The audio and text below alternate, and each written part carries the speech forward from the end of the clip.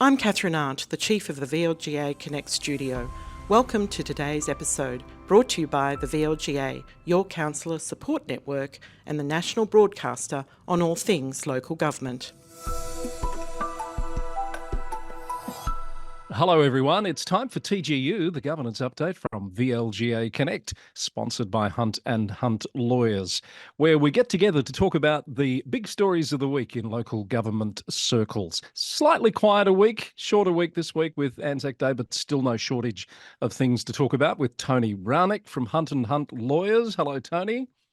G'day, Chris. Hey, Julie. Welcome back again. Good to have you here. And Julie, of course, you were a little bit under the weather last week. Good to see you happy, bright and smiling this week. Hope you're feeling well. Yes, thanks, Chris. Feeling much better this week and enjoyed seeing some of the Anzac celebrations yesterday. Just, I'm sure there's been a significant amount of work that councils have played over the last 24 hours in making sure that they were a success. So well done to councils yesterday and your contributions to Anzac Day.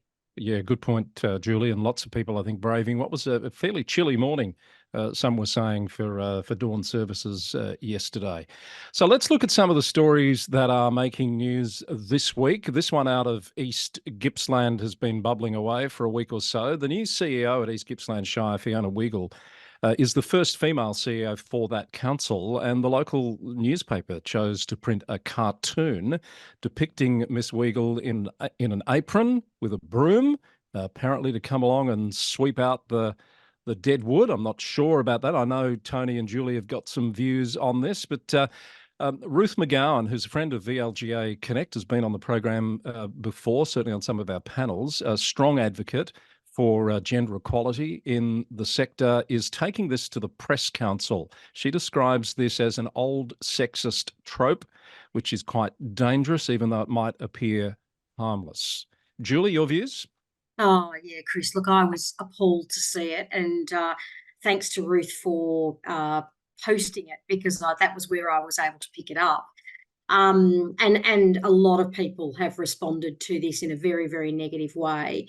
My question would be, would a cartoonist with a male CEO have the same image of a male CEO sweeping out the council, in some kind of cartoon depiction like that? I mean, to me, that would not have happened. I believe that whether it was intended or not, whether it was unconscious bias or not, I think it was totally inappropriate. The fact that that came up in a newspaper in front of the community, and treating the female CEO in that sort of way when she's just stepped into the role. So that was my first question, as whether or not they would depict a man doing the same kind of thing. And secondly, I'm not too sure where they've got this impression for this clean sweep of the council, and Tony may have some comments on this, but my understanding was the council was operating quite well. So I don't really know where this has come from. Has this come out of the blue? Sure, every council, I'm sure, needs to look at how they could continuously improve, but I didn't think that there were major issues out at East Gippsland. So, I'm from a point of view of equality, I'm appalled by it.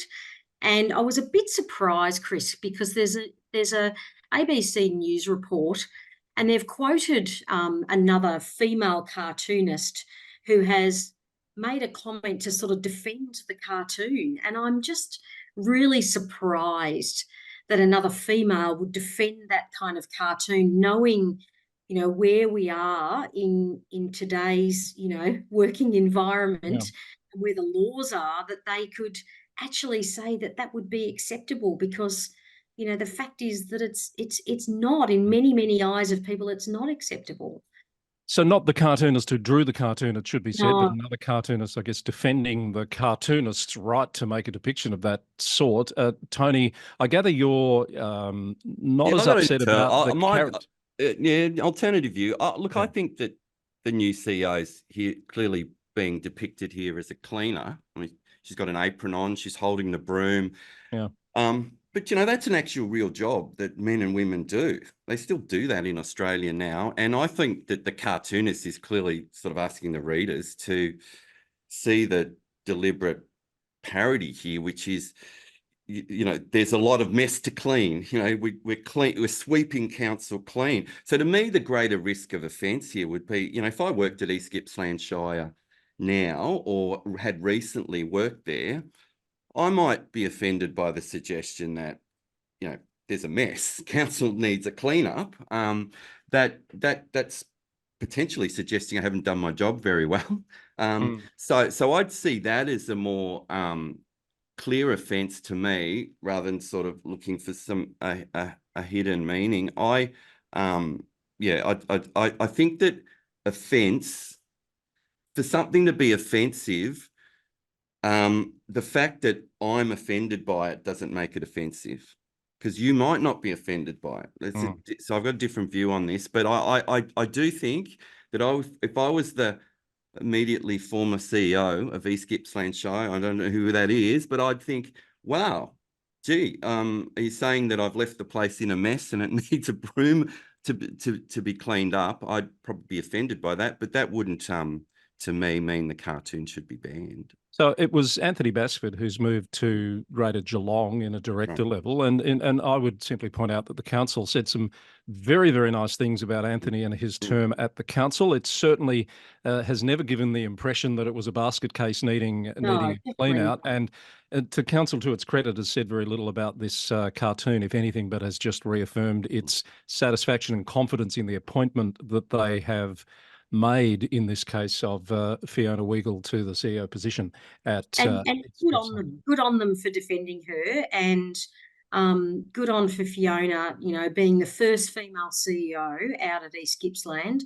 That is a major contribution to her community, and no doubt she will do an awesome job in there. And let's hope that none of this shenanigans that is really very, very disappointing to me will impact on her performance going forward. I'm sure it won't, and I'm sure she'll get in there and just do a great job of leading that council, and with hopefully great support from her councillors. So I'd sort of agree with you both. I do think it's sexist. I think it's inappropriate. I think it's probably more to the point. It's just lazy, and we've seen it before. It's uninspired. Come up with something new, for heaven's sakes. That was my first thought. Good on Ruth for raising the issue and taking it to the Press Council. I doubt that it'll get very far, to be honest. But Tony's inference about the clean sweep at the council, I think, is a very important point as well. So we'll wait and see what transpires. Thanks for your thoughts on that. And of course, happy to take viewers and listeners' thoughts also. Ballarat this week has been debating a formal policy on formal positions. You following me? So what this is about is a policy on the issues that the council will take a position on. And of course, this has come out of Gaza ceasefire calls, voice to Parliament last year, etc., with some councillors feeling that they are not the space that the council should be involved in. Others have a different view. But after some debate at a previous meeting, they've brought forward a draft policy, which is based on a similar one at Mount Alexander Shire. That came up for debate this week, and it's been voted down as being, in the words of one councillor, undemocratic. What do we think about this? Yeah, well, I suspect I would have voted for this if I was a councillor. Firstly, let's say it was a notice of motion by Councillor Ben Taylor. I think the author of the draft was Cameron Montgomery, who's the governance and risk executive manager at council. I know Cameron well. He was quite careful, I believe, not making a recommendation to council to adopt or not. It was simply, here's an option for you, councillors, based on the Mount Alexander Shire policy that was adopted in February of this year. And essentially it was that council won't establish a formal position or undertake advocacy in a matter that's the subject of a referendum, for example, a state or federal referendum, is international in nature, or is considered by the mayor and the CEO as being remote from the circumstances of the ratepayers of the city of Ballarat and residents of the city of Ballarat, and won't have a direct impact on them. Look, I don't think councils should be seeing as their kind of purview anything that's topical in the world. I actually think that it's important, I think, for councils to win back widespread sort of community respect. I'm not saying they're not respected, but to win back more respect, then I think that it's about sticking to the fundamentals of local government. You know, get the local library right, the maternal child health, the road maintenance, the parks and gardens and sporting fields and that. Have them at the highest standard first before you start sort of nominating yourselves as advocates for issues that are beyond the local. That's my view, but I think, as you say, it was a tight vote. And so, did you say 5-4? 5-4, I understand the vote was against adopting the policy. Yeah. Yeah. So there you go. So it didn't get up in the end. No, it didn't. And it's not the first time we've heard this argument, Julie, that some are putting that these are not core issues for local councils. They shouldn't be getting involved when it's the responsibility of another level of government, particularly to advocate on international affairs. Where do you sit? Yeah, and I think I agree with Tony. I think that government, local government should be focusing on the things that really are core issues locally, getting those right, making sure that services are, delivered effectively, efficiently. I mean, the Local Government Act talks to us about those key principles that council should be working around, or towards. And it's not so specific in the Act about what councils have to deliver. However, we know how much our communities value good roads, good parks, making sure the waste service works well, et cetera, et cetera. So we know that that's what the community notice. And so to get that stuff right is the most important thing. Let's not get distracted by international affairs that then tends to separate communities in their in terms of their social interaction with each other. It just, to me, doesn't sit really comfortably. Yeah, I feel like I should try to take an alternate view, but I can't because I do agree with both of you. I notice one of the councillors commented that the policy was, quote, according to the Ballarat Courier, a cut and paste of a council whose community is very different from Ballarat's, being Mount Alexander Shire, with a much smaller population and an older average age. I don't think that argument washes. How different is the Mount Alexander community to the Ballarat community when you're talking about taking a position on these international issues? I'm not sure that one holds water. What do you think?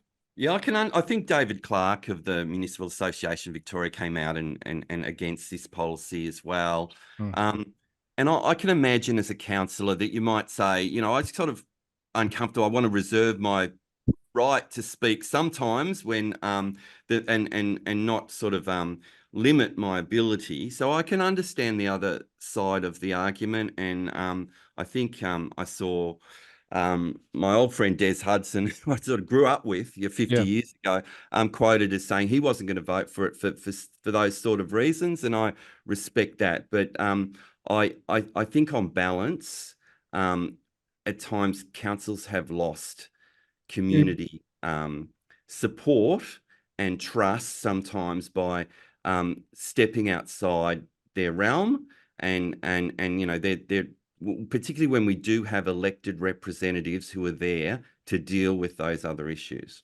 All right. Well, it's certainly been divisive, and as we said, it was a close vote, 5-4, to not go down the path of that policy. Perhaps I should say contentious, maybe not divisive.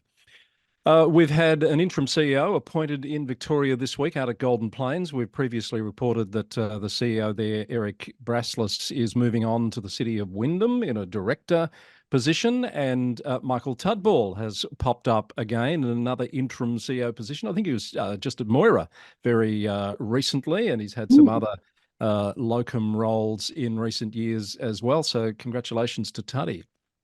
Yeah. And look, I wasn't surprised to see this, Chris. That's sort of, I think, a part of the world that he's already probably quite well connected to. So So good to see him getting around and filling some of these much needed gaps. There's not a lot of people out there to fill interim CEO roles, but he's a good pick for an interim CEO. Michael is very skilled at being a CEO and will no doubt bring some interim benefits to the council. So I first came across Michael when he was the manager of economic development, I think it was, or a similar title at Melton. But did you know, a bit of trivia for you, something he shares with Tony Rownick in his CV? What might that be? Ooh. I know the street he lives in, which I won't say, but he lives across the road from my uncle. CV, more professional. He is also a former mayor and councillor. I didn't know that. That's going back some time. I do remember him telling me that. I'm not sure exactly where. We'll need to dig to find out. Well done, Michael, and best of luck for the months ahead at Golden Plains while they conduct that recruitment process. Another Queensland CEO, folks. We're not sure where the counting's going to stop here. The elections were last month. We've now had 5 CEOs resign, and the inferences in most of them has been as a result of the new mayor, new council coming in, new working relationships being established. Micah Martin has stepped down at Cairns. The councillors were called to a snap confidential meeting on Wednesday afternoon. It was leaked to the media. It was all over the news before it actually happened, and Micah has left. There's an acting CEO in place there, and the new mayor and the new team are sailing on into uncharted waters. Oh, and you would be doing a bit of sailing up there, wouldn't you? You would, yes. Yeah. What a nice place. I think we've got to be careful. I had tried to look behind this a little. I think there's 9 councillors and a mayor there, which adds up to 10, which is a strange number. But the new mayor, Amy Eden, was a councillor in the previous administration. And I tried to count up, and I think there are only 2 new councillors, but, that's not to say there might be a change of the politics in there in terms of who's in the majority and those sorts of things. I don't know. But there didn't seem to be a widespread, change in representatives this time around. So I'm not sure. We don't know what's prompted the resignation, but as I say, it does make you wonder what we might see in Victoria in those months, beyond November 2020. Absolutely, and New South Wales for that matter, which is going to election. Even numbers of councillors all of a sudden. That seems to be emerging again. Like it does. Hasn't Casey been assigned 10 is it 10 councillors? Is that right? There's a number of councils with 6 in the regions. Yes, 10. So we're getting more councils that have got even numbers of councillors, which is going to then rely on, casting votes. Well, it's going to bring, often. Potentially will bring the casting vote into play more often. And I think, I haven't followed up on this story, but I think it was Port Macquarie Hastings Council in New South Wales has just voted on the use of the casting vote, and I believe the mayor there used the casting vote to determine the position on the use of the casting vote. You're following me? So I must follow up on that one. That one caught my eye. Just going back to the Cairns thing, Tony, if you believe the media reporting, they have said that the relationship between the CEO there, Micah, and the new mayor, Amy Eden, had become untenable. My comment would be it became untenable in record time. Although, if, as you say, the new mayor is a former councillor, perhaps there's some pre-existing issues there. So, watching that with great interest. My mail is there will be more CEOs probably moving on. Some of these have happened very quickly. Some will happen more slowly as those new councils bed in. But as you say, Tony, we've got Victorian elections this October, New South Wales elections this September.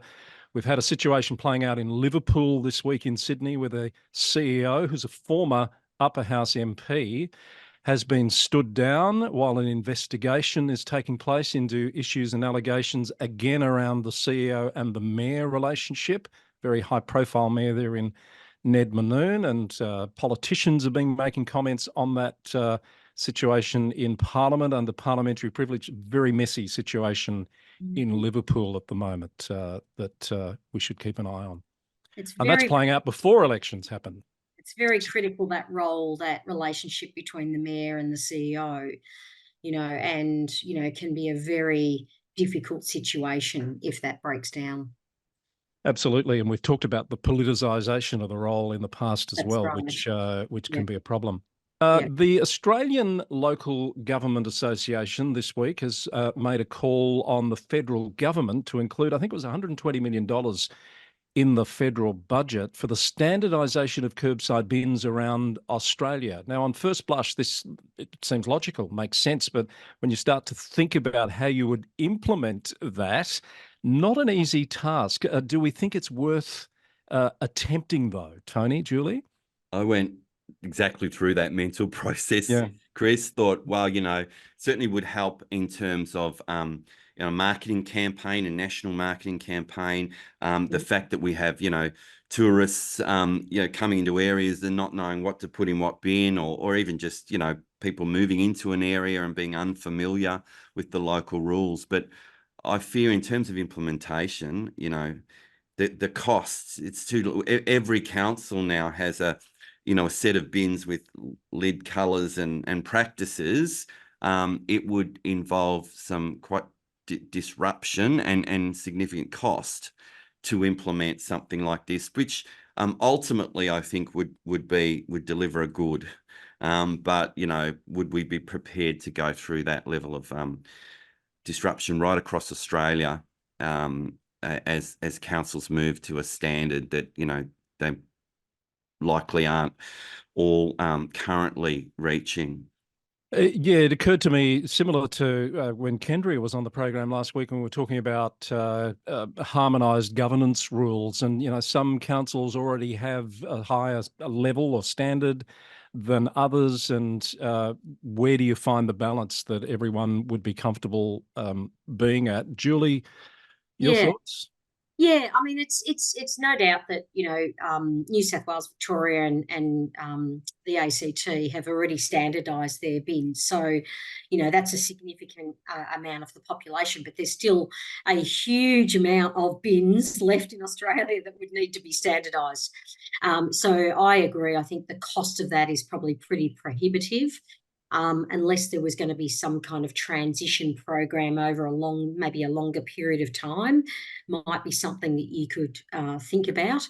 I think that I can understand why the Australian Local Government Association is sort of pushing for this. I think they're wanting people to be really, really clear about, which bins to use for what. So then, we are doing the right thing about diverting waste from landfill. So I think it comes from the right place. It's just that whole enormity of the task in that transition, and maybe it needs to be part of something that's over a period of time. Look, I think look, the benefits I think would be there, but it's whether or not it's really justified all at once. No, I was going to say I agree. I think the aim is great, but I Mm. do wonder how they've arrived at the $120 million figure. Because to me, just thinking about what would need to happen, there's going to be more costs than that, and where are those costs going to be borne from? That's right. And it's not just the replacement of the lids, it's the re-education of the community, etc. It's not, the renegotiation of, contracts, etc., etc. So there's a whole lot of things involved in that. Yep.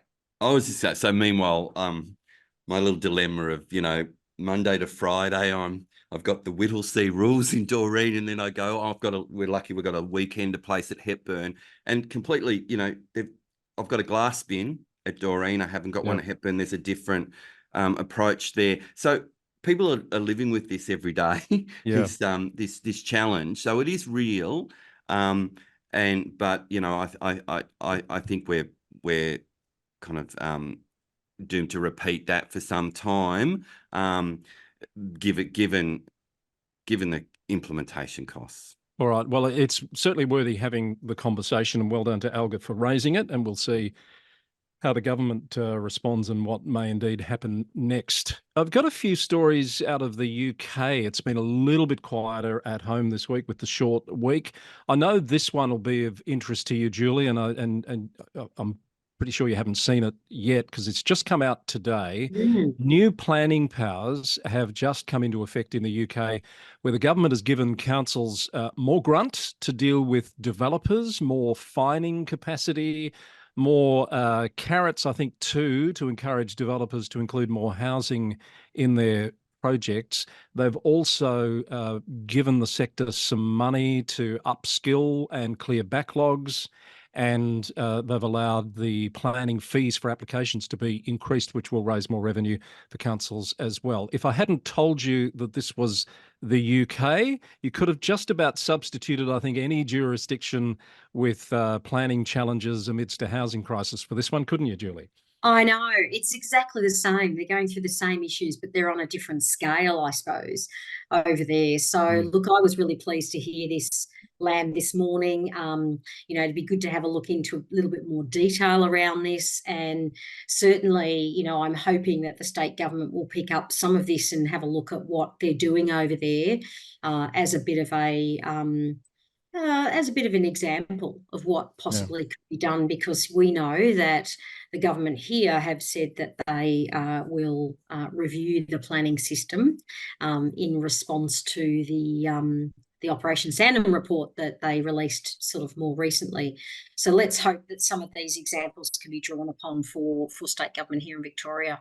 Yeah, look, it's a constant topic, isn't it? How councils handle planning. Should the key decision makers be at a local level or not? I see even today there's a new story out. I don't know if you've had a chance to read it, Chris and Julie, about Darebin Council and a church. There's a church in Darebin that was built in 1929. The particular, diocese, which escapes me who it is, have said, the church is surplus, it's not used anymore. We'd like to demolish the church and purpose that area for housing. The church doesn't have formal heritage protection, was built in 1929. So, it's relatively recently.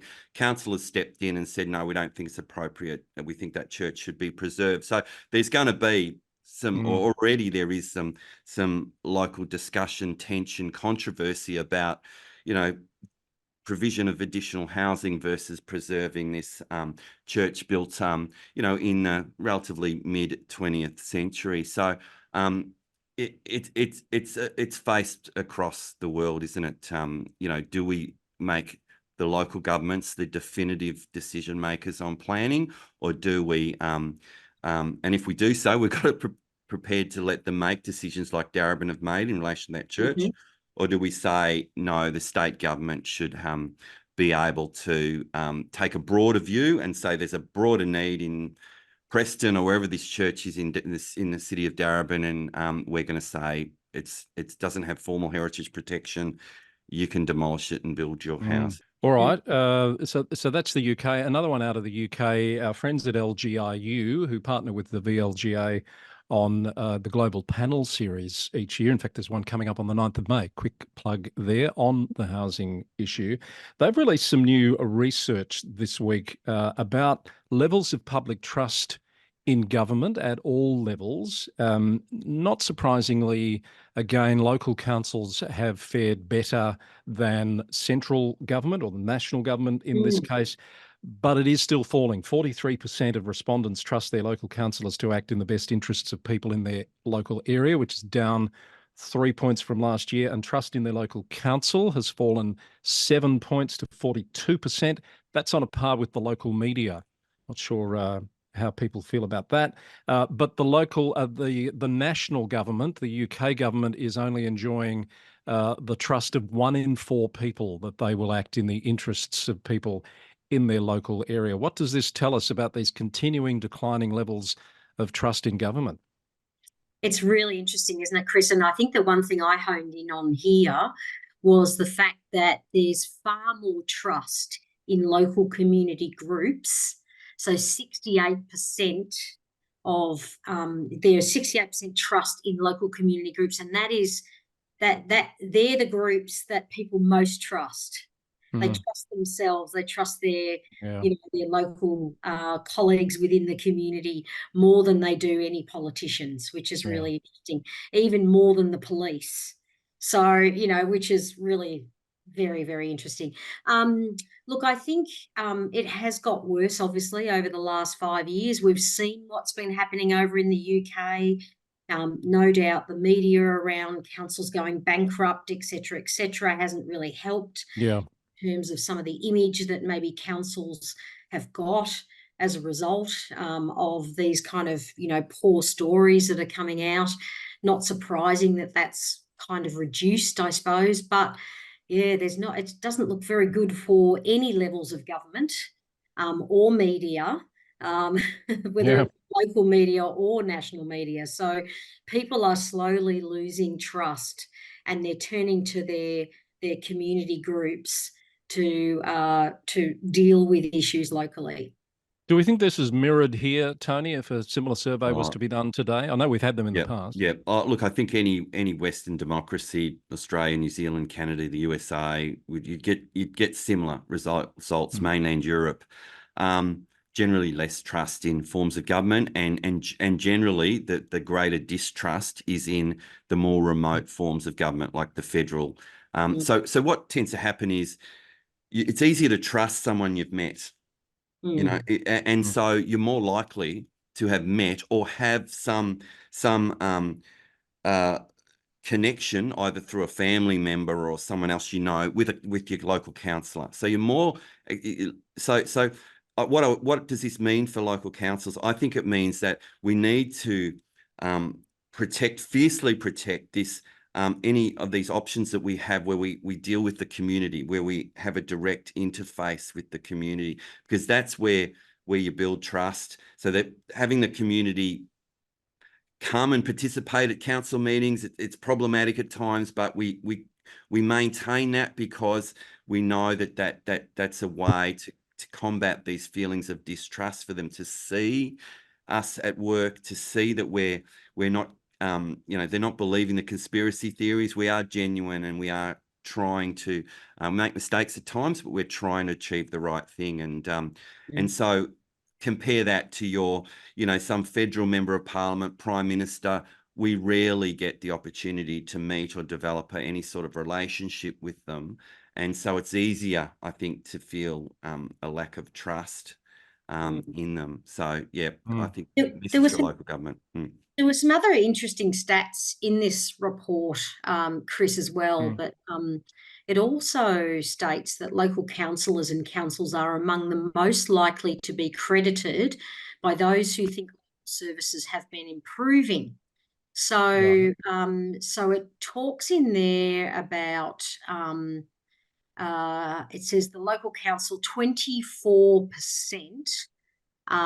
of the respondents believe that the council have a great deal of responsibility in delivering of public services and improving public services. So they are crediting councils for improving those services, and they're recognising that council plays a big role in undertaking that. So there's something that's a little bit positive in that, but it's still not great. It's they are when they are seeing improvements locally, they are crediting the council for those improvements, which is good. And there is a lot of really good work going over in the UK in local council areas. There's no doubt about that. Yep. So the LGIU says that all of this means that councils do have an opportunity to start turning the situation around, but a serious investigation is needed into how local government can facilitate more buy-in from residents, and for local government to be enabled to work better, the inference being enabled by the other level of government, I think, in that case. Interesting research. I've got one more. You, Tony, Julie, might have some other things you want to raise. This one's also out of the UK. This is out of Scotland. I don't know whether there's a bit of a health tourism issue going on here, but again, hot off the press, Edinburgh City Council has today issued a warning to its residents if they've booked a Brazilian butt lift this weekend. Now, apparently, social media interested, Tony? It's a bit late to get on a plane, I think. I'm just cancelling my flight to Qantas. I need to cancel that flight to Edinburgh. apparently between Friday and Sunday of this week, according to social media traffic, a lot of people apparently have booked in for a Brazilian. But I'm finding it hard to say this now without laughing. This is a serious issue. They are very concerned about the health consequences of this because it's happened in other areas and it's led to things like sepsis. You'd want to know who's doing these procedures. I didn't realise that Edinburgh was a go-to place for this sort of thing. Julie, you've been over there recently. Did you notice any of this? No, it wasn't on my radar when I was traveling over there. I wonder whether that's any link to, regularly wearing kilts. I don't know. I'm really not too sure, Chris. I don't know what to say to that. Tony, any serious thoughts here? Not on Brazilian butt lifts No. at all, folks. I'll give you a postscript for a story we had last week, of course, about the Moon Dog Brewery. Its launch in Footscray in the old Franco Cozzo building in the city of Maribyrnong. Well, the launch is apparently on today. It's the brewery's received an occupancy permit this week. Turns out the brewery had, by their own admission, misinterpreted some of the building code regulations. They put their fire hydrant on part of the footpath and it needs to be recessed somewhat under the regulations. That's why they didn't get their occupancy permit. They had a meeting over the last week with their private building surveyor and representatives from Maribyrnong City Council, and it cleared up the confusion, got their occupancy permit from the private building surveyor, and the launch is on. So all's well that ends well, and I think seems to have been handled well by the local council too, who've been able to assist them in the correct interpretation of the regulations. Have we had those follow-up stories yet to apologise to the council for wrongly blaming them for that situation? Have I missed those? I haven't seen an apology. I have seen Celia Haddock quoted in The Age, I think today, saying, well, she's glad at the outcome and she's appreciates that the brewery owners have confirmed that there was a misinterpretation at their end of the building code regs. And Julie, I'm sorry I interrupted you. No, I was just going to say what a wonderful outcome, and I just loved the way that Tony mentioned Mr. Cozzo with his lovely Italian accent. So what was that again? What was his name again? Franco Cozzo. Oh, very good. I parli Italiano. I couldn't do it justice. But, part of history, part of tradition, the heritage of Footscray, being recognised now in this new use building. Yeah. This is a planner's dream for buildings like this to maintain their heritage fabric and to still celebrate, part of what was important socially in Footscray, even now. So fantastic reuse of that building. Certainly, people need to get out there and have a look at it and celebrate, what potentially can be done with such a significant building in Melbourne. So amazing. Great news. Amazing indeed. I did notice Tony's lovely pronunciation, but I also noticed how quickly he wanted to change the subject away from Brazilian butt lifts. I know. And I think, it's not, look, every day we deal with so many interesting and complex local government issues, and never, ever had I ever expected, Chris Eddy, that you would bring forward something like a Brazilian butt lift. So that's a first for us today. Well, if you want more of the wonderful wide world and sometimes weird world of local government, listen to the Local Government News Roundup. Today's episode does feature the Brazilian butt lifts. It also features problems from rat urine in New York City. So if we won't go into that one here, you'll need to go across and listen to that podcast to find out more about that. It's the real issues, Chris. Absolutely, you've got them. Yeah. It's all happening. Right. I think this conversation's reached its natural conclusion, folks. Thank you so much, as always, for your time and your insights. Julie, enjoy the week ahead. I hope you've got lots on. Yes, thanks, Chris. Yeah, no, nice week ahead. So lots of interesting things to get myself engaged in. Thank you. And Tony, thank you, and to the team at Hunt & Hunt Lawyers for your support for TGU as always. Just a quick plug, I'm joining the LG Pro annual conference next week, and I'm joining a panel that I think Liana Thompson is chairing, but on governance issues. But there are lots and lots of events throughout the annual conference, not the least of which, of course, the big annual dinner where we'll find out which council won which award for the latest piece of infrastructure or program in those councils. So yeah, big events in local government next week there. Yeah, and I've forgotten that it was the 1st of May next week. So yes, I'll be there too, Tony. I'll be there on the Thursday and at the dinner. So I look forward to engaging with all of the my local government colleagues. So Excellent. It's an exciting week. Always a big event. Look forward to hearing your thoughts next Friday. Quick plug also for the VLGA's upcoming workshops ahead of the elections on standing for local government and local women leading change. Those 2 workshops are in May. More details on the VLGA's website at vlga.org.au. That's it for TGU this week. Thank you all for watching and listening, and we hope we'll have you back next week. Until then, bye for now.